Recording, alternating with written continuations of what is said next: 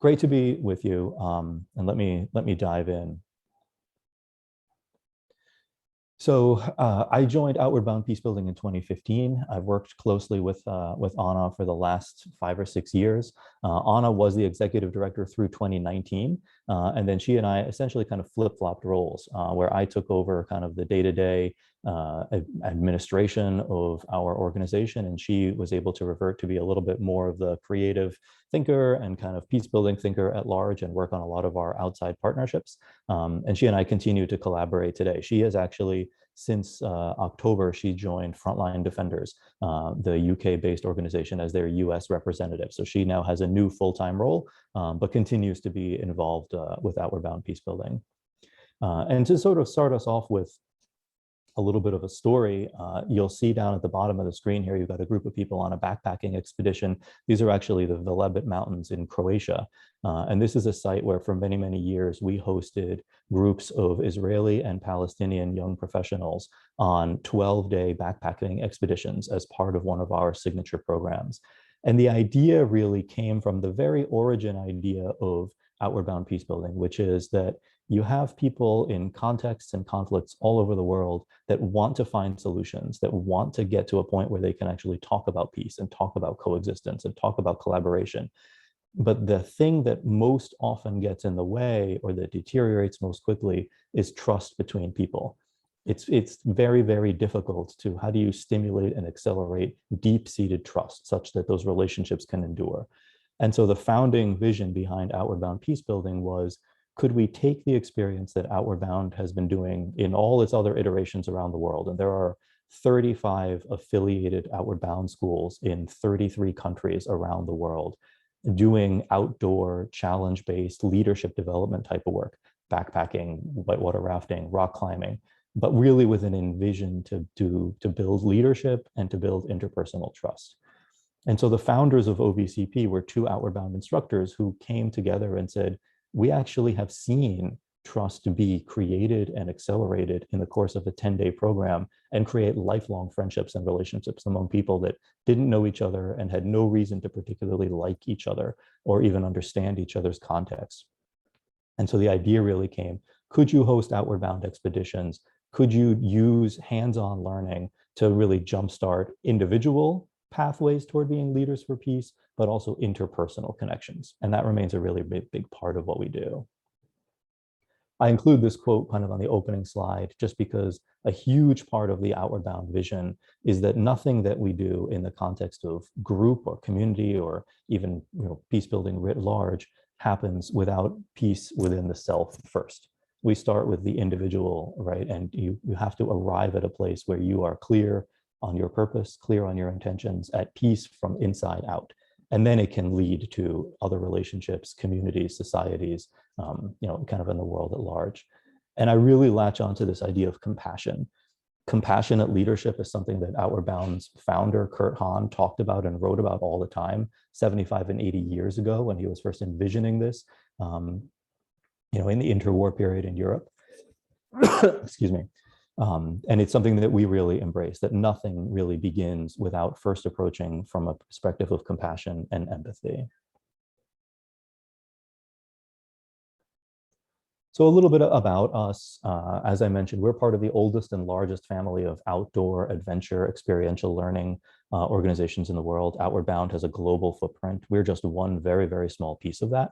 But we've been fortunate in our work to be able to work both within the United States and internationally.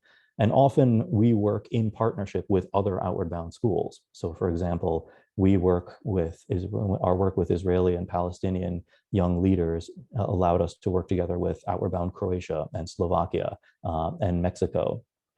We've done trainings with Outward Bound Hong Kong. We've worked in California and Minnesota and Brazil. And so it's allowed us to engage with a local on-the-ground partner in all these really interesting places and approach the work by being invited in. We are very much of the opinion, and Anna herself is a Peace Corps alum, we really adopt a Peace Corps model where we want to be invited into an opportunity and then work ourselves out of a job. It's not our plan to kind of start and envision something as being a 5, 10, or see how long we can engage, but rather how quickly can we transfer the capacity that we might have to a local partner, to local leaders, such that they can take it on and adapt it and live it in their own way. Our mission, very simply, is to challenge and inspire local leaders to work towards peace. And we spent, as you can imagine, many, many months and many, many meetings working through that mission statement, but we choose those words really intentionally, that we think the outdoor piece, the experiential, the hands-on piece is really key to challenging people and inspiring people to go ahead and do what they want to do anyway, or what they'd love to do, but haven't quite figured out how they can keep doing it. And everything that we do is focused on working with local leaders, whether they be young people, young adults, or people of any age.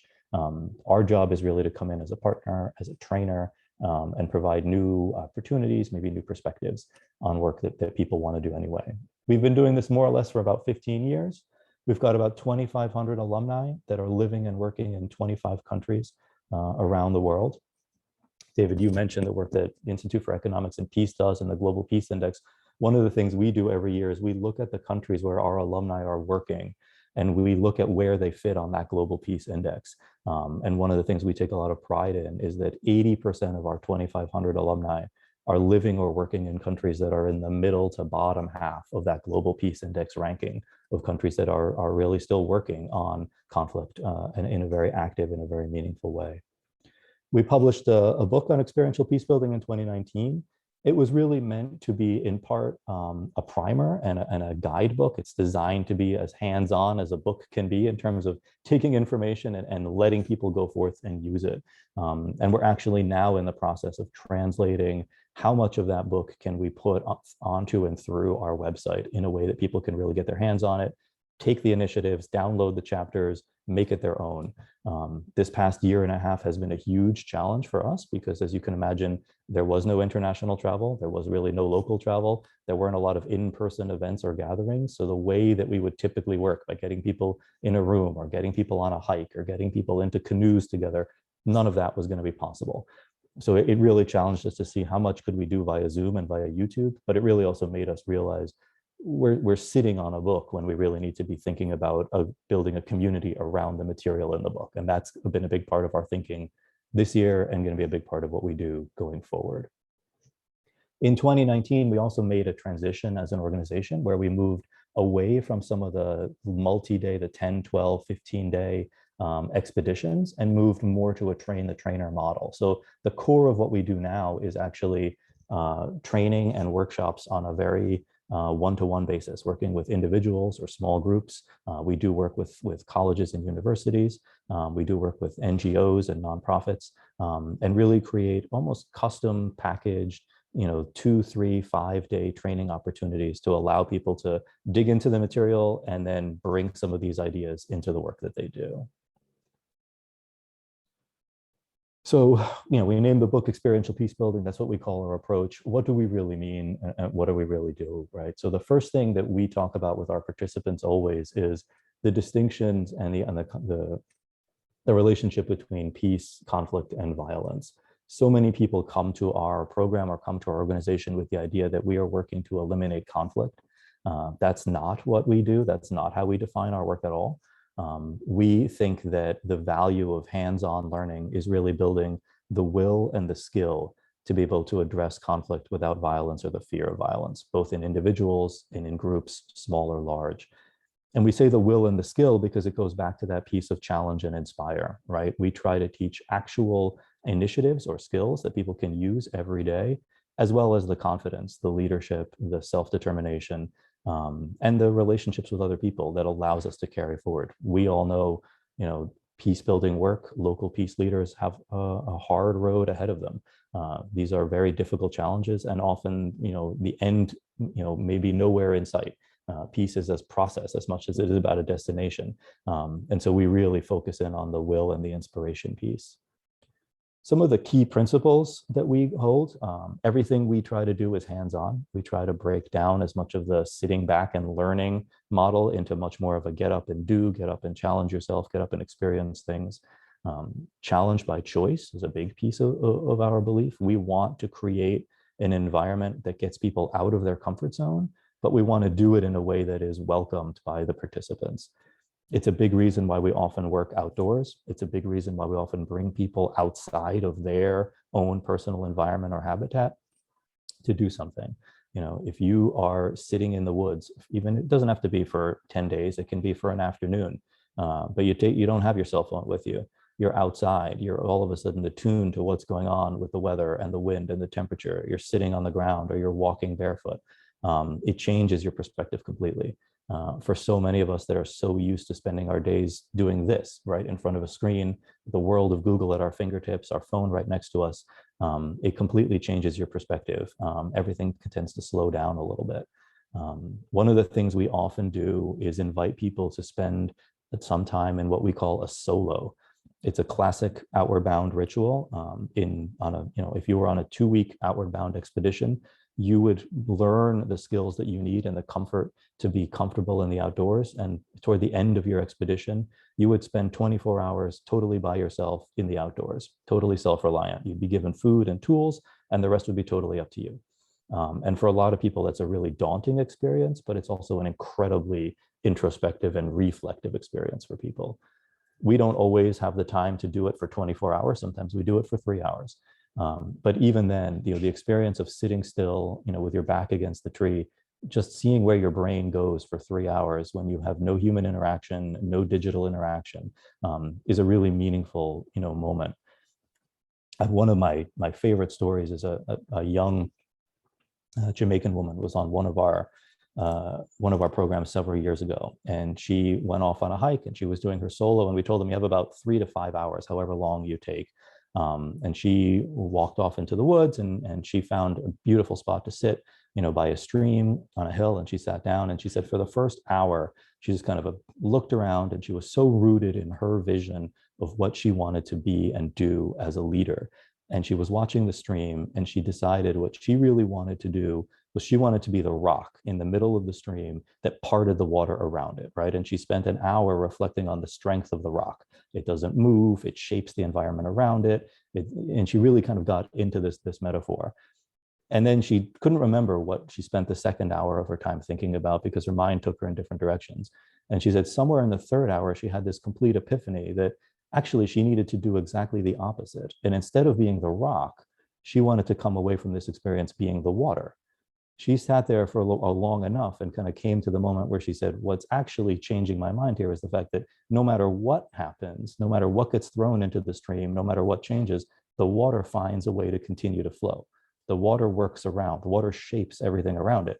I don't want to be the thing that doesn't move and doesn't change and the thing that I think of as strong. I want to be the thing that I never thought of as strong, that actually is the real engine in this entire, little microenvironment. And so reflection is a big part of what we do. We believe in a reflective learning cycle, taking time to process both individually as a group, but also taking time just for the natural environment to inspire us and to change our perspective and change the way that we think. So I promised to do a couple sort of interactive pieces and kind of talk you through them, and I'll start there. One of the things that I love to do, and I've done this in a lot of different group settings, is I'll invite people to pair up into a group and invite one of the two people in the group to present the other partner with a clenched fist, right? And to show them a clenched fist and offer it up in front of them and really hold that fist. And if you want to do this, you can, feel free to go ahead and feel what that feels, right? If you clench your fist nice and tight and offer it up to a partner in front of you. And the instructions that are given to the partner is your challenge is to open that fist. And very quickly, I would say 3/4 of the people in the room, the first thing that they do is they reach out with their hand and they try to pry somebody else's fingers open. And if you've ever done that, if you ever try that, it's very, very difficult to do. And most people, they don't take it that seriously. They try it for a minute, they take their hands away, they laugh about it. But what I then really get people to take a step back and think about is who in the room was their first instinct to turn to their partner and simply ask, would you please unclench your fist? It's usually 1 out of 20. And so what I love about that little example is it's not about a particular skill or a particular piece, but it's about the difference that we see between intention and reaction. So much of what we see in peace building contexts is people reacting to things constantly. We all do it constantly. And how often do we stop and fully think through what we're doing before we allow ourselves to react? So when we're presented with a challenge that we perceive to be about physical strength, we're talking about a fist and clenching it and muscles and hand, our immediate reaction is this is a challenge based on strength. I have to do something with my hand. I have to do something physical. I have to do something with strength. But the challenge can be totally different. The challenge could be completely flipped upside down if we stop and think about communication first and strength second, or we think about motivation first and strength second. And so it's a real simple one, but it's something that I've found is really can be quite fun and people enjoy doing. And it obviously requires absolutely zero materials and very little preparation. So it's also a nice cost-effective, quick one to weave into the kind of work that we do. We organize our curriculum and our approach on sort of two sets of four. We organize them on something that we call the four frames. And then we organize them on four disciplines of peace building. And the four disciplines are borrowed very literally from the work of John Paul Lederach, especially the work of Moral Imagination is a big inspiration for the work that we do. But everything that we do, our entire education sequence is organized around these four frames. And as I mentioned before, it starts with self, right? It starts with the internal and the introspective. There is very little headway to be made as a peace building leader if you don't come from a place of peace and peacefulness within the self first. We then approach that question of self and other can be defined 100,000 ways, but at some point it's about allowing yourself to be open to an engagement with someone or something or an idea different from yourself and different from what you hold. And for many people, this is the first really big challenge because it requires you to completely engage in a level of openness and trust as well. We continue on to the idea of self and community, and I want to get back to that a little bit later. Each of our programs we consider to be its own micro community, even if we're only together for 3 hours. We're a group of people with something in common, and we want to explore that very deliberately as part of what we do. And then the last piece is self and environment, right? There's all kinds of very tangible reasons why we believe in doing this work in an outdoor classroom or in an outdoor natural environment. But it also comes down to the fact that we think an awareness and an appreciation of the natural environment is a value that we want to convey. And if that can be a piece in common, then that's an even greater win. So on this idea of self and other, one of the initiatives that we've done is the idea of a blinded partner walk or a guided partner walk. And so we'll invite groups of people to come together in twos. One partner will volunteer to cover their eyes or put a bandana over their eyes, and they'll allow their partner to guide them on a short walk. And again, we're talking, most of the time we're in places that people are not familiar with. They're in an outdoor environment. So you've got all kinds of things coming at your senses once you close your eyes, and you're allowing someone else to guide your steps. Take 2 steps forward, watch out, there's a rock, lift your right foot up. You need to take 2 short steps, 2 long steps. It's a really meaningful experience for people. And I've had a number of our alums come back and talk about that as a pivotal moment in their experience, a moment where they felt like they were really putting their physical safety in the hands of someone that was coming from a completely different background, maybe a community that felt like it was across a divide or at odds with my community or my background, and to allow them to kind of guide my person and my personal safety. That's a big leap that we ask people to make, but it's a really, really formative one. And it starts that process of allowing people to think about, how am I changing now in relation to somebody else? What am I choosing to do in relation to what I'm asking someone else to do with me? The 4 disciplines that we kind of take from Lederach's work, I think these will be familiar to many of you, but we really believe firmly in the centrality of relationships. Nothing happens in this space without human-to-human interaction and trust and personal relationships, even friendship. Paradoxical curiosity, the willingness or the interest to want to learn about something that you may not think you like, or that you may not think you need to know, or that you may not want to see in the world.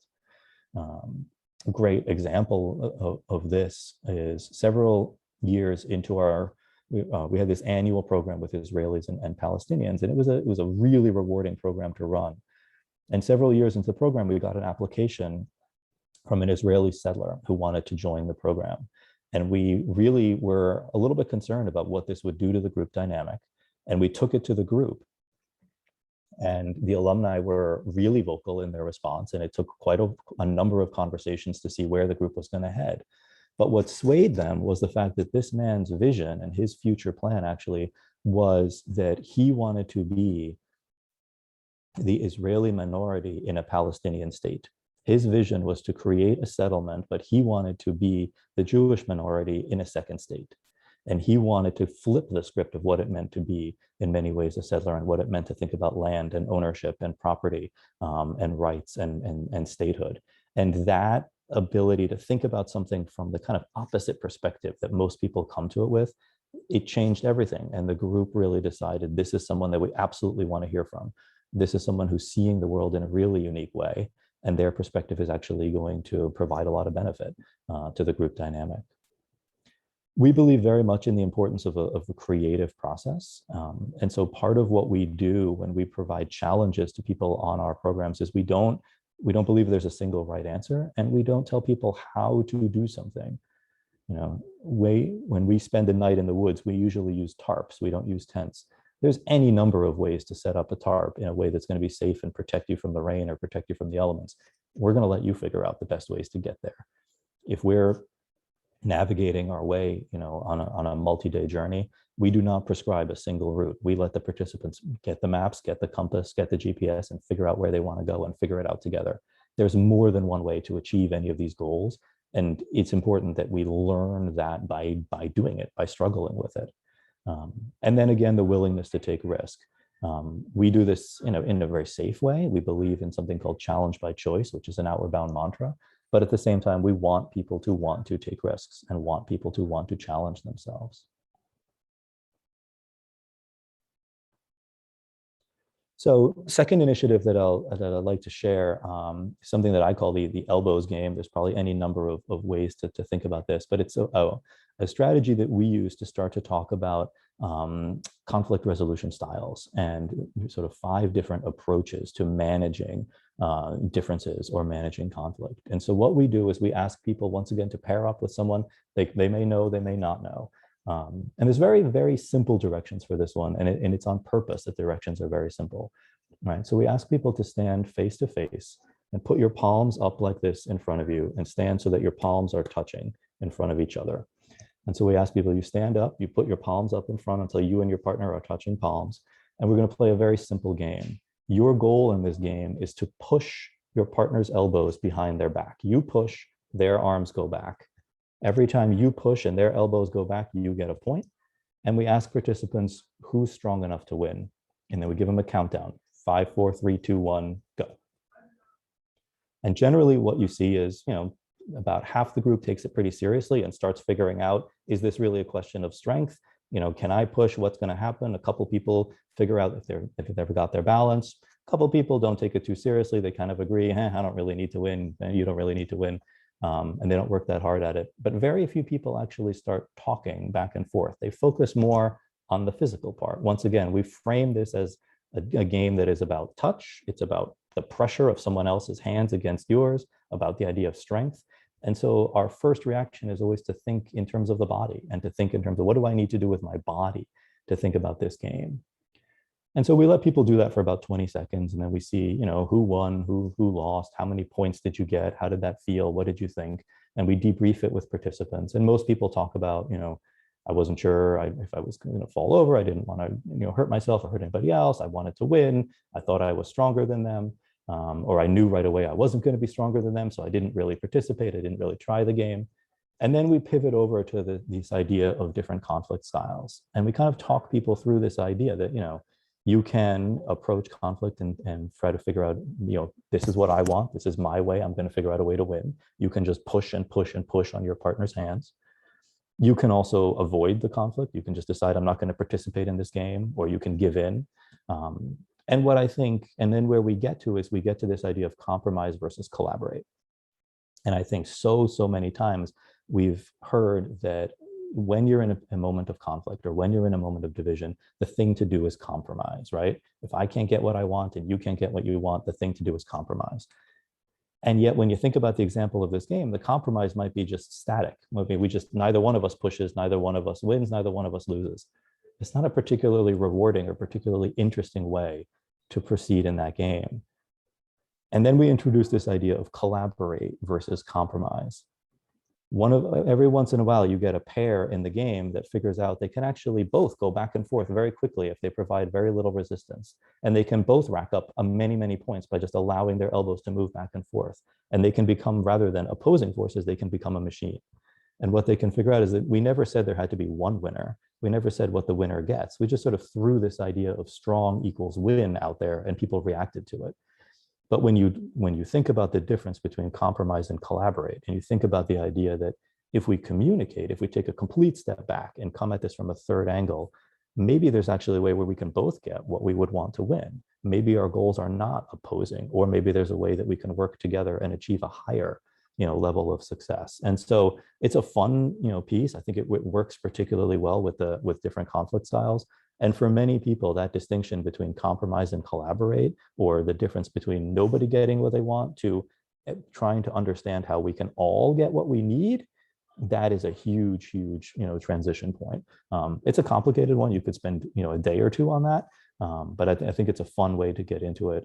And it translates really well for a lot of participants. One more sort of concept that we've taken up a lot in the last 2 years really is the more that we've done, especially in the last 2 years that we've been kind of Zoom bound, we've done more work within the United States than ever before. And one of the questions that we keep getting from people that have approached us for projects or from participants is, how do we address polarization? How do we address the fact that it feels like we're at a place where it's just so many people are so diametrically opposed and there's no way to bring people together? And for us, that has pivoted to really a focus on talking about the idea of connectors and dividers, and the idea that it's so often and so easy to think about, if we're going to try to work to address conflict, what we need to do is we need to find the people that are most at conflict, or most contributing to the conflict, or most dividing a group of people, or most passionately on one side of an idea. And we need to change that, or we need to change them, or we need to bring them to a different place. It's enormously, enormously difficult work, and often really unsuccessful. And so what we've really tried to focus on is, rather than following the easy path to focus on the dividers, how do we focus on the connectors? Where is there points of connection and commonality? Where is there opportunities for collaboration? Where can we get beyond the issue and think about where there is place for progress?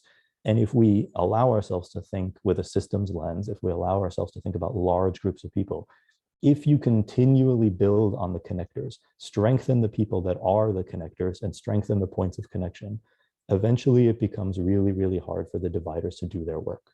You don't always have to change the dividers to impact the whole. You can impact the whole by strengthening the connectors. One of the ways that we get to that, and this is something that we're really experimenting with, so we've just started this in the past year or so. We've borrowed from Shalom Schwartz's work on theories of human values. This actually comes out of sort of intercultural theory, and it's something we were not that familiar with, but it really overlaps strongly with a lot of the ideas that we have. And so I'll get to the diagram in just a second, but the way that we approach this is we really try to talk about every outward bound peace building experience, whether it be a one-day, half-day workshop, whether it be a Zoom, whether it be a 5-day expedition. We want to be a community, and we want to be a community not by coincidence, but a community by intention. And what we mean by that is, right at day one, the first hour, the first day that we're together, we pose these questions to the group. What makes us a community? What do we have in common? What do we share? What are our goals, either individually or as a crew, as a team? What do we think our challenges are? What are our fears? And this one is really important as well. What are going to be our norms? How are we going to talk to each other? How are we going to manage processes? Are we going to designate leaders? Are we going to designate speaking roles? How are we going to govern ourselves, in short, as a small community? We don't answer all of these in full right at the beginning, but we put some things down on paper and we share them. And they go on to become kind of the operating system, if you will, for a group of people, for a community, as we work through the challenges that we put in front of them. They're really, really helpful because it sets the table for really positive and effective communication, but it also helps people really understand, how does my sense of what I want and where I'm coming from fit into the larger group? And then one of the activities that we pivot to is this question of 10 human values. And so this was a social scientist put this forward, and he organized it in this chart. And there are 10 values that you see here. They go run all the way from self-direction, stimulation, power, security, tradition, benevolence. He organizes them in this circle and sort of suggests that there are kind of 4 directions that these kind of pull in, and some of these may in fact be opposing, and that's why they're arranged, in this structure. It may be very hard to think about, tradition and stimulation, or benevolence and achievement coexisting or happening at the same place. And so what we do is we provide each participant with a card. It can be an index card, can be anything that has each one of these 10 values on it. And we ask them to think about organizing them from 1 to 10 based on importance. And that could be their own importance in their life. It could be the way they think, organize these based on the importance in an ideal community or in an ideal society, or organize them as how you think your current community is prioritizing them, and start to think about that. And then we bring people together in small groups and we have them share with each other how they prioritize these 10 values. Did they indeed find some of them to be opposing to each other? Did they find them to be easy to identify? What is most important? What are the 3 that are most important to you as an individual, or that you hope would be most important within your micro community? And we ask people to reflect on those pieces. Very, very often we find that no matter how large the group is, nobody has the same prioritization from 1 to 10. I mean, you can imagine the permutations that are possible with 10 different pieces here. But even if you say, think about our small group today, or think about your college campus, think about your town, think about your class, people's interpretations are very different. And it gets into really, really fascinating conversations about how we prioritize these pieces, what some of these have to do with the idea of self-achievement versus group achievement, overcoming conflict and division. It's a new one that we're still really shaping out and working out, but we're really loving it because I think it speaks to a lot of things that are very topical for a lot of people right now. And it can go to some really interesting places. There's actually some great research on this. People have also done extensive surveying using these 10 values and then have then mapped out survey responses. So there's a group of, I want to say they're Scandinavian researchers that have produced a world map based on how people in different countries around the world value these 10 values. And it's super interesting to see commonalities and differences in region and culture and tradition. And all of that leads right back into this question of peace building work and conflict resolution work for us. So I share that. It's an easy one as well to implement, something that we're still working on. But as we write it up, probably in the next couple of months as a case study, I'm happy to share it back out. It's one of those pieces that will be on our website for distribution as well. That kind of brings me to the wrap of my time and my presentation. I'm very happy to take comments or questions. I'll just leave this on the screen for a second, but I'll also drop this in the chat. This is just my email address on our website. I would love for anyone to be in touch at any time. A lot of what we do now is very small, sort of individual workshop type programs. If we could be helpful to any of the work that you're doing, love to be, and happy to figure out how we can share our materials or ideas or come in and work with any of you on the work that you're doing. Thanks, Flavio. That was really well done.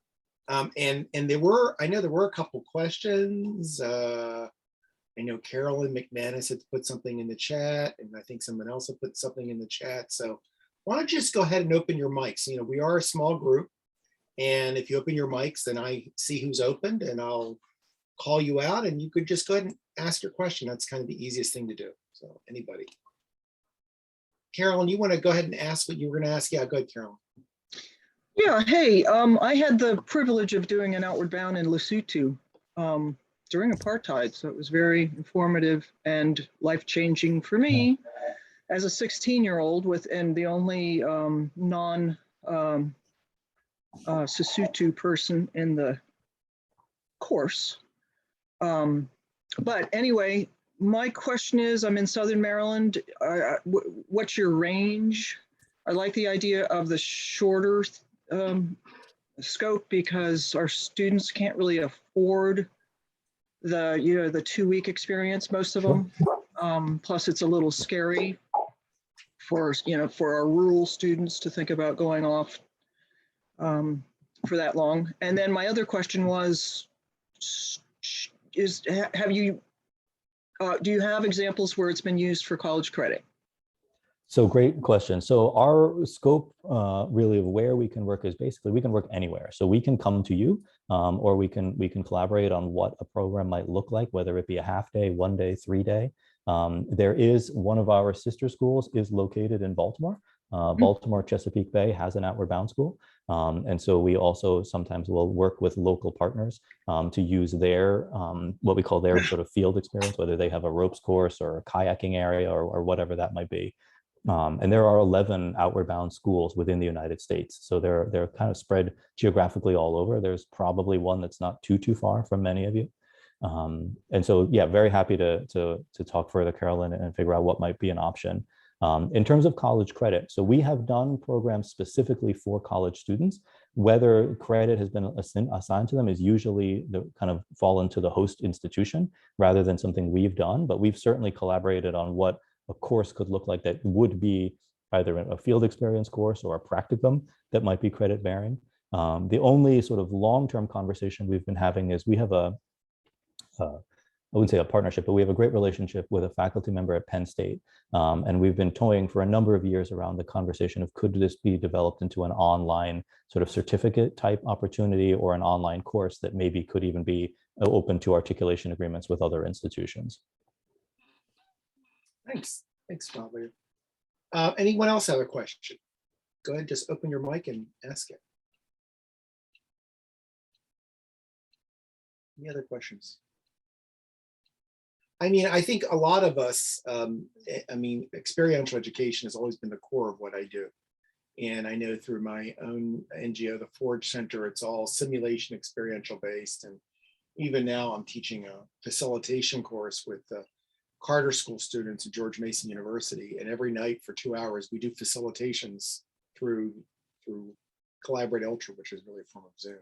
And it's like, we get right into it. And Yeah. students are they're probably exhausted because they're doing what would be more naturally done in the classroom. They're doing it through Zoom, but that's what we're trying to do. We're making it work. But at the end of the day, I'm a strict believer that, if you can have the experience of doing it, it will pay you so much more and what you get out of it than just kind of having one tell you about it. So experiential learning is really not about getting it right. It's about having the experience. So a lot of students would say, well, I got to get it right or I won't get the grade. And I say, that's not about it. It's about, and I don't like using the word fail, but if we use it just for the purpose of here, it's for not succeeding in a safe space, right? In that space, you don't succeed.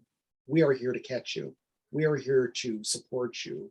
We are here to relaunch you, right? In a sense. And that is such a important thing about this type of work. So couldn't say it better, David. And for us, we always also reconnect that for people to, it's a perfect foil for peace building work. Right. If you get hung up on success or failure in a peace building project, you're going to be disheartened more often than you're going to feel validated. Absolutely. It's about process and learning and starting over again. Yeah. Right, very much so.